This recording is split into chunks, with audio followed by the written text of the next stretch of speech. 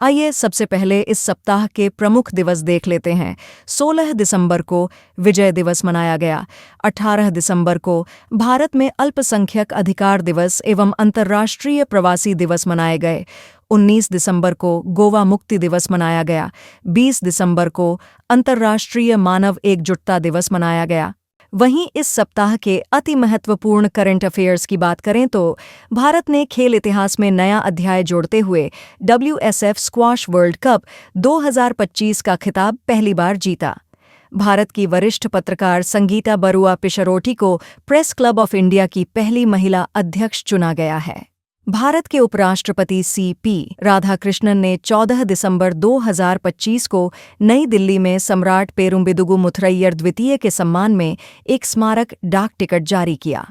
Stanford university की global AI vibrancy index 2024 report के अनुसार भारत वैश्विक स्तर पर तीसरे स्थान पर पहुंच गया है, जबकि पहले और दूसरे स्थान पर संयुक्त राज्य अमेरिका और चीन हैं। एम्स दिल्ली ने गंभीर स्ट्रोक के इलाज के लिए उन्नत ब्रेन स्टेंट सुपरनोवा स्टेंट का देश का पहला समर्पित क्लिनिकल ट्रायल सफलतापूर्वक पूरा किया। यूनाइटेड नेशंस एनवायरनमेंट असेंबली के 7वें सत्र में भारत द्वारा प्रस्तुत वैश्विक वनाग्नि प्रबंधन को सुदृढ़ करने संबंधी प्रस्ताव को नैरोबी में अपनाया गया।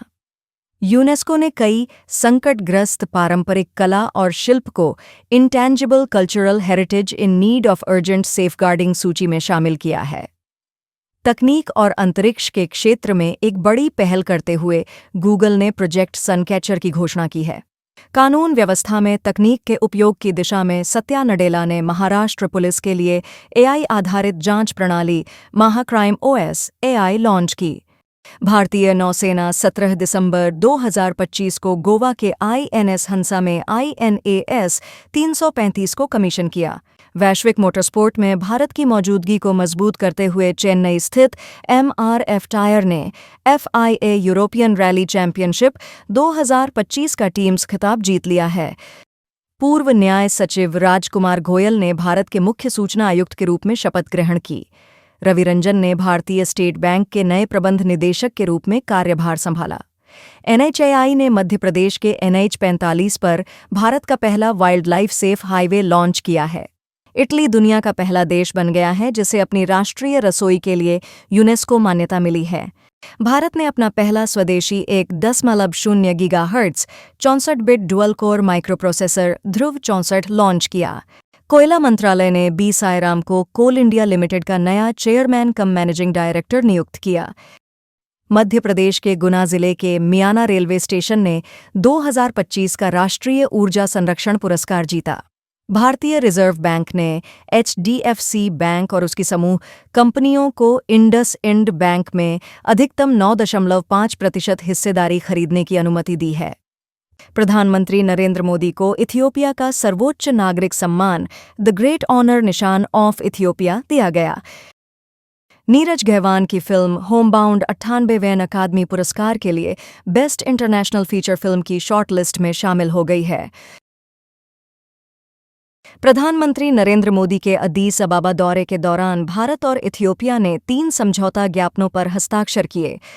चिली में राजनीतिक बदलाव हुआ है और अत्यंत रूढ़िवादी नेता जोसे एंटोनियो कास्ट को देश का नया राष्ट्रपति चुना गया है। आंध्र प्रदेश के पोंडुरुखादी को भारत सरकार द्वारा भौगोलिक संकेत टैग मिला है। राष्ट्रपति द्रौपदी मुर्मू ने विजय दिवस 2025 के अवसर पर 16 दिसंबर को राष्ट्रपति भवन में परमवीर दीर्घा का उद्घाटन किया। गूगल ने भारत में अपनी पहली वैश्विक क्रेडिट कार्ड लॉन्च की, जो एक्सिस बैंक और रुपे नेटवर्क के साथ साझेदारी में उपलब्ध है। सरकार ने SBI के प्रबंध निदेशक अश्विनी कुमार तिवारी का कार्यकाल 2 साल बढ़ाकर 31 दिसंबर 2027 तक कर दिया है। अमेजन पे ने भारत में UPI लेन देन के लिए बायोमेट्रिक ऑथेंटिकेशन शुरू किया है। भारत और अर्जेंटीना ने ICAR-INTA कार्य योजना 2025 से 2027 तक हस्ताक्षर किए हैं। भारत के प्रसिद्ध शिल्पकार राम सुतार का 100 वर्ष की आयु में निधन हो गया। बैंक ऑफ अमेरिका सिक्योरिटीज की रिपोर्ट के अनुसार भारत AI ऐप्स के सक्रिय उपयोगकर्ताओं के मामले में दुनिया का सबसे बड़ा बाजार बन गया है। भारतीय सेना ने कश्मीर घाटी में विशेष सैन्य ट्रेन के माध्यम से टैंक और तोपखाने की तैनाती कर एक महत्वपूर्ण लॉजिस्टिक उपलब्धि हासिल की है। भारत का होमग्रोन और ड्राइवर स्वामित्व वाला मोबिलिटी प्लेटफॉर्म भारत टैक्सी जनवरी 2026 में दिल्ली में लॉन्च होने जा रहा है।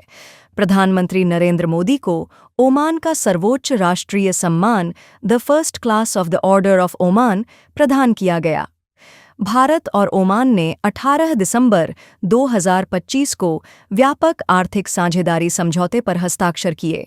झारखंड ने 2025 का प्लेटफॉर्म आधारित गिग वर्कर्स अधिनियम पास किया है। भारत और यूएई के बीच दूसरा संयुक्त सैन्य अभ्यास डेजर्ट साइक्लोन 2 18 से 30 दिसंबर 2025 को अबू धाबी में आयोजित किया जा रहा है। ब्राजील ने दिसंबर 2025 में चौथी ब्रिक्स शेर्पा बैठक के दौरान ब्रिक्स अध्यक्षता औपचारिक रूप से भारत को सौंप दी।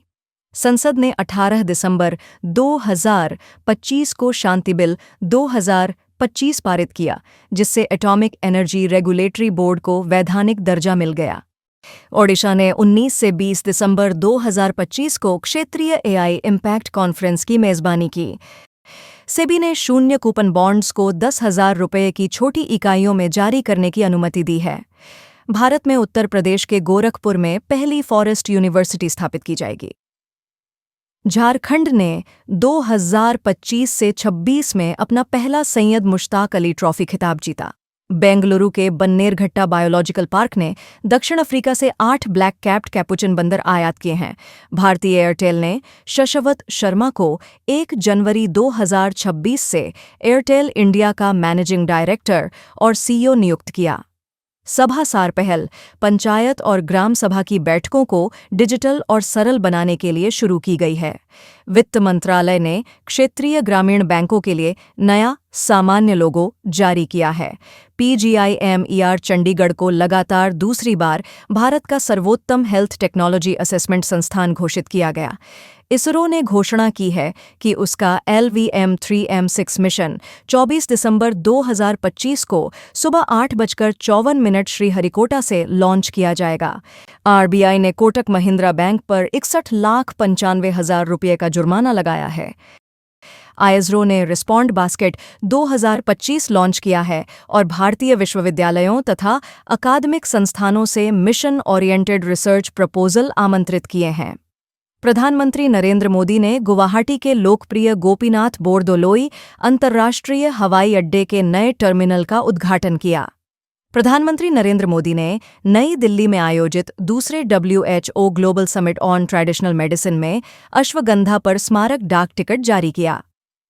जम्मू और कश्मीर में एम्स विजयपुर कैंपस में पहला JNG पोस्ट ऑफिस शुरू किया गया है। संयुक्त राज्य अमेरिका और जॉर्डन ने सीरिया में ऑपरेशन हॉकआई स्ट्राइक शुरू किया, जिसमें ISIS के 70 से अधिक ठिकानों पर हवाई हमले किए गए। अगर आपको यह जानकारी पसंद आई हो तो कृपया इसे लाइक करें, शेयर करें और चैनल को सब्सक्राइब ज़रूर करें। और जाते जाते इस प्रश्न का उत्तर कमेंट में बताइए। प्रश्न: स्टैनफोर्ड यूनिवर्सिटी की global AI vibrancy index 2024 report में भारत का स्थान क्या है? A पहला, B दूसरा, C तीसरा, D चौथा।